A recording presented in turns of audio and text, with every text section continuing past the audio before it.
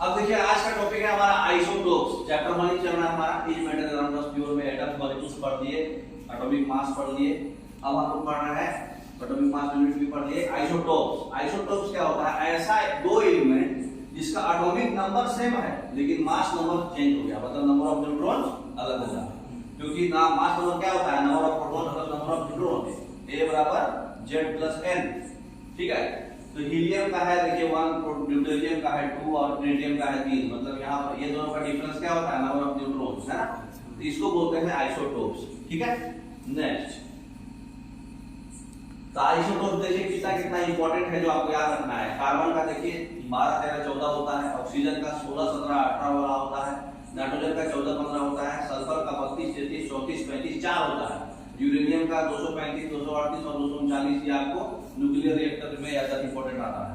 तो ये भी इतना आपको याद रखना है आइसोटोप। एक मतलब आइसोबार्स में आपका आगे बढ़ना है। तो एवरेज एटॉमिक मास किसको बोलते हैं? जैसे मान लीजिए परसेंटेज में कुछ दिया हुआ है एटॉमिक मास सबका, ठीक है, m1 m2 m3, और बता रहा है कि इसका इतना रेशियो है, इतना फ्रैक्शन है, इतना फ्रैक्शन है। फिक्स एवरेज एटॉमिक मास नहीं दिया, सबका अपना अपना एटॉमिक मास दे दिया। आप बताइए कि एवरेज एटॉमिक मास कैसे निकालेंगे? सबका फ्रैक्शन दे दिया, 15% ये है, 20% ये है, 30% ये है, इसका मास इतना है, मास इतना है। तो कभी भी परसेंटेज में देगा, हम लोग एवरेज एटॉमिक मास निकालने के लिए क्या करेंगे? जो भी फ्रैक्शन परसेंटेज रेशियो कुछ भी रहे उसको कोरस्पॉन्डिंग सबसे मल्टीप्लाई करके एडिशन कर देंगे और नीचे फिर कोरस्पॉन्डिंग जो भी फ्रैक्शन परसेंटेज रेशियो जो भी है उसको नीचे एडिशन कर देंगे। समझ में आया?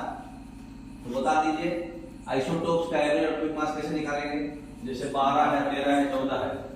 अब बता दिया कि कितने अबंडेंस कितना है इसका। ये 98% पाया जाता है, ये 1%, ये 2.10 सबका एटॉमिक मास फिक्स बता दिया।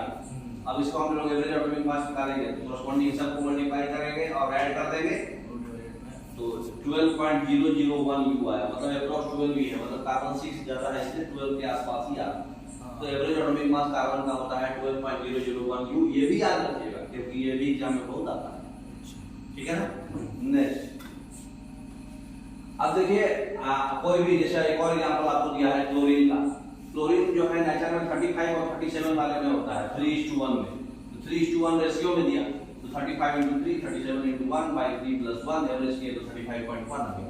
तो जो हम लोग आइसोटोप्स वगैरह का तो हम नहीं अलग से याद रखते हैं, हम तो एलिमेंट वाइज याद रखते हैं। जो इस एलिमेंट का आइसोटोप्स होता है, जहां आप 35.5 याद रखे होंगे, अभी दिखाया हमको, तो उसका जो है एवरेज निकाल के रखा रहता है। हम लोग को एवरेज याद रखना रहता है। ठीक है ना। नेक्स्ट अब जैसे देखिए और भी बताया, नियोन का बताया। नियोन का एटॉमिक नंबर 10 होता है, माइनस नंबर 20 21 22 बताया। सबका एक फ्रैक्शनल भी बता दिया। फ्रैक्शनल में ऐड करके फिर बीजों को ये तीनों को ऐड कर देंगे, है ना।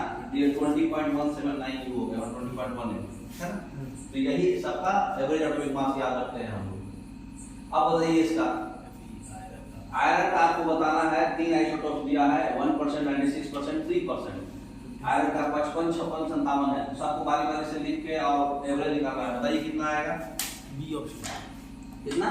बी सबसे ज्यादा 96% है, तो हाँ 96% कितना? इसको देखिए ऐसे चीज को हम लोग निकालने के लिए अगर ऑप्शन थोड़ा दूर है तो हम लोग बता सकते हैं। 96% आपका 56 है और बाकी 3% 57 है, मतलब 56 से 57 के बीच में आएगा। ठीक, तो ये तो ऐसे ही छट गया, ये भी ऐसे ही छट गया। अब ये दोनों में से आपको आंसर आएगा। और 1% है 55, तो 55 का इफेक्ट कम आएगा, तो सर मतलब 56 से बी ने सी आएगा। तो 56 से थोड़ा सा ज्यादा आएगा क्योंकि 57 भी 3% है, तो बी ऑप्शन ज्यादा एक्यूरेट होगा, है ना। यानी तो फ्रैक्शन में देखिए आपको निकाला हुआ है ×1 ×3 × 500 कर देंगे, है ना। अब बताइए बोरोन का निकालना है। एटॉमिक मास 2 आइसोटोप ही है, 10 और 11। एबंडेंस दिया हुआ है कितना? Calculate the percentage abundance of 2 isotopes respectively in the sample having atomic. अच्छा, इसमें क्या किया? एटॉमिक मास दे दिया आपको और ये इसका रिलेटिव एबंडेंस नहीं दिया है। ठीक है, तो हम लोग क्या करेंगे? x और y मान लेंगे। चाहे x है और दूसरा y क्यों मानेंगे? 100 - x मानेंगे क्योंकि दोनों का जोड़ 100 आएगा ही आएगा। तो एक x ले लेंगे, एक 100 - x ले लेंगे, तो 10 × plus 11 into 100 minus x by 100 equal to 10.80 x solve कर लेंगे, है कि नहीं? समझ गए ना? तो देखिए हमारे पास दिया हुआ है 10 और 11 और एवरेज हमारा दिया हुआ है, हम इसको मान लिए कि x% है और हम 11 को मान लिए कि 100 minus 1% है रिलेटिव अवॉइडेंस। तो अभी आप पढ़े हैं कि कॉरस्पॉन्डिंगली सबको ऐड करते हैं, तो 11 into 100 minus x को ब्रैकेट में कर लीजिए, डिवाइडेड बाय 100 जोड़ के 100 ही आएगा, इज इक्वल टू 10.80। कोई दिक्कत यहाँ तक? अब देखिए इसमें क्या हो जाएगा, ये हो जाएगा 10x, ये हो जाएगा 1100 minus 11x divided by 100 equal to 10.80। तो ये 10x माइनस 11x कितना हो जाएगा? माइनस x इक्वल टू ये कितना है 10,080 क्रॉस मल्टीप्लिकेशन, और ये माइनस 1100 हो जाएगा, इधर आ जाएगा वो। तो माइनस x इक्वल टू ये कितना आ जाएगा माइनस 80 और ये 20 माइनस माइनस खत्म, x कितना परसेंट हो गया आपका 20%। तो 100 माइनस x कितना हो जाएगा 80%।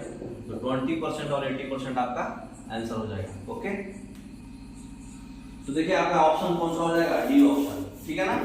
नेक्स्ट अब है आइसोबार्स। तो आइसोटोप्स आप अच्छा समझ गए होंगे। Okay, thank you. आइसोबार्स हम लोग अगले क्लास में पढ़ेंगे।